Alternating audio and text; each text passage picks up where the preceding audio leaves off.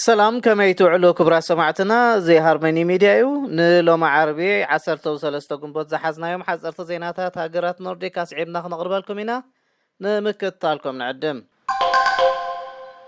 ቀዳመይቲ ሚኒስተር ከምኡውን ፕረዚደንት ፊንላንድ ናብ ኔቶ ምፅምባር ከም ዝድግፉ ገሊፆም ውሳነ ፊንላንድ ንሽወደን ባህርያዊ ፅልዋ ከም ዝህልዎ ተገሊጹ ዩክሬናውያን በቀሊሉ ስራሕ ንኽረኽቡ ክሕግዝ ከም ዝደሊ መንግስቲ ገሊጹ ኖርዌይ ንድሕነት ፊንላንድ ኣበርክቶ ክትገብር ከም ዘለዋ ሶልበርግ ኣመልኪታ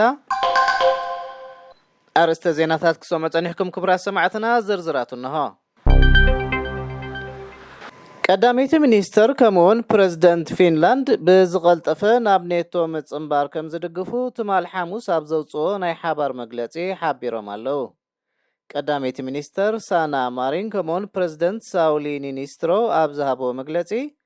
ሃገሮም ናብ ወታደራዊ ኪዳን ሰሜን ኣትላንቲክ ኔቶ ምፅምባራ ንድሕነት እታ ሃገር ዝያዳ ዘውሕስ ከም ዝኸውን ጠቂሶም ኣለው እዚ እናኾነ ጎረቤት ፊንላንድ ዝኾነት ሽወደንከ ኣሰር ፊንላንድ ትስዕብ ዶ ትኸውን ዝብል ሕቶ ተላዒሉ ኣሎ ካብዘን ክልተ ሃገራት ኖርዲክ ሓዲአን ጥራይ ኣባል ኔቶ እንተኮይና ኣብ መንጎ ዘን ናይ ሓባር ዶብን ወታደራዊ ሽርክነትን ዘለወን ሃገራት ዝፀንሐ ዝምድና ክቕየር ከም ዝኽእል ጋዜጠኛ ጉዳያት ምክልኻል ሬድዮ ሽወደን ማት ኤሪክሰን ገሊጹ ኣሎ ክልቲአተን ሃገራት ኣዝዩ ጥቡቕ ዝምድና ከም ዘለዎን ርግፁ እኳ እንተኾነ ሕጂ እውን ሽወደን ናብ ኔቶ ምፅምባር ዝብል ሓሳብ ክትነፅጎ ትኽእል እያ ኢሉ ኣሎ ኤሪክሰን ሚኒስተር ጉዳያት ወፃኢ ሽወደን ኣንሊንድ ነቲ ትማል ሓሙስ ቀዳመይቲ ሚኒስተር ከምኡውን ፕረዚደንት ፊንላንድ ሃገሮም ናብ ኔቶ ብዝቐልጠፈ ክትፅምበር ከም ዝድግፉ ዝሃብዎ መግለፂ ኣብ ግምት ከተእትዎ ምዃና ገሊፃ ሽወደን ናብ ወታደራዊ ኪዳን ሰሜን ኣትላንቲክ ኔቶ ክትፅምበር ዲያስ ኣይፋላን ኣብ ዝመፃ መዓልታት ከተፈልጥ እያ መራሕቲ ማእከላይ ሊበራል ከምኡውን ክርስቲያናዊ ዴሞክራሲ ሽወደን ኣሰር ፊንላንድ ክትስዕብ ከም ዝድግፋ ክገልፃ እንከለዋ ፀገማይን ሓምላይን ሰልፍታት ግና ሽወደን ኣባል ኔቶ ክትከውን የብላን ኣብ ዝብል መርገፂአን ፀኒዕን ኣለዋ ክትብል ሬድዮ ሽወደን ካብ ማሕበራዊ ሚድያ ዝረኸበቶ ሓበሬታ ብምጥቃስ ፀብፂባላ መንግስቲ ነቶም ኣብ ሽወደን ክነብሩ እተፈቅዶም ሰባት ኣመልኪቱ ኤጀንሲ ስደተኛታት ሽወደን ካብ ኤጀንሲ ቀረፅ ሽወደን ቁፅርታት ኮኦርዲኔሽን ክጠልብ ከም ዝሓተቶ ተገሊጹ እዚ ኣገባብ ዩክሬናውያን ኣብ ሽወደን ብቐሊሉ ስራሕ ክረኽቡ ዝገብር እዩ ክብል ሚኒስተር ምውሃድን ስደተኛታትን ኣንደር ሺግማን ገሊጹ ኣሎ ኤጀንሲ ስደተኛታት ዛጊት ን32,400 ዩክሬናውያን ፍቃድ መንበር መሃቡ ፀብጻባት የመልክቱ ፕላውደን ኣብ ምዕራብ ሽወደን መጽሓፍ ቁርኣን ምቅጻሉ ቁጥዐ ኣልዓኢሉ ሕሉፍ የማናዊ መርገፂ ዘለዎ ራሙስ ፓሉዳን ትማል ሓሙስ ኣብ ምዕራብ ሽወደን ኣብ ዝርከባ ከተማታት መጽሓፍ ቁርኣን ምቅጻሉ ቁጥዐ ምፍጣሩ ተገሊጹ ሰሙናት ይገብር ፓሉዳን ንዓብን ጎነፅን ዝመልኦም ፀረ እስላማዊ ሰልፍታት ብምክያድ መጽሓፍ ቁርኣን ኣቃፂሉ ነይሩ እዩ ድርብ ዜግነት ሽወደንን ዴንማርክን ዘለዎ ፓሉዳን መራሕ ሰልፊ ሕሉፍ የማናዊ ስያን ኮይኑ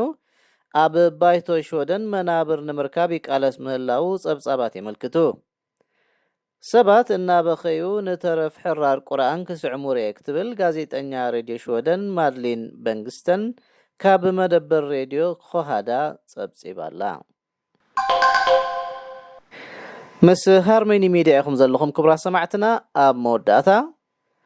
ኖርዌይ ንድሕነት ፊንላንድ ኣበርክቶ ክትገብር ኣለዋ ክትብል ሶልበርግ ገሊፃ ኔቶ ናብ ምብራቅ ኣውሮጳ ዘስፋሕፍሓሉ ዘሎ ምክንያት ብሰንኪ ተጻብኦን ወራን ሩስያ እዩ ክትብል ኤርና ሶልበርግ ትማል ሓሙስ ገሊፃ ክሳብ ክልቲአን ሃገራት ብወግዒ ናብቲ ወታደራዊ ሽርክነት ዘፅምበራ ኖርዌይ ንፊንላንድ ድሕነታዊ ኣበርክቶ ክትዕዘዝ ይግባኣ እዩ ክትብል ተላብያላ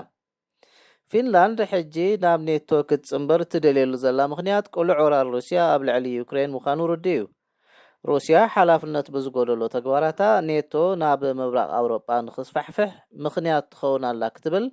መራሒት ዓቃባዊ ሰልፊ ኤርና ሶልበርግ ንማዕከን ዜና ኤንቲቢ ሓቢራላ ፊንላንድ ኣባልነት እዚ ሽርክነት እተሓተሉ ግዜን ወግዓዊ ምፅምባራን ብዝተኻእለ መጠን ዝሓፀረ ክኸውን ኣዝዩ ኣገዳሲ እዩ ኣብዚ ግዜ እዚ ኖርዌይ ንፊንላንድ ዝኸውን ድሕነታዊ ምቅርራብ ከተዳሉ ይግባእ እዩ ድሕሪ ምባል ፊንላንድ ናብ ኔቶ ክትጽምበር ምውሳና ንድሕነት ሃገራት ኖርዲክ ዘደንፍዕ ብምዃኑ ቅኑዑ ክትብል ሶልበርግ ወሲኻ ኣረዲኣላ። እምበር ክቡራ ሰማዕትና ንሕጂ ብሃርሜኒ ሚድያ ተዳለወ ሓጸርቲ ዜናታት ሃገራት ኖርዲክ በዝተፈጺሞም ኣለዉ። ስለምክትታልኩም ኣዚና ነመስግን። ሰላም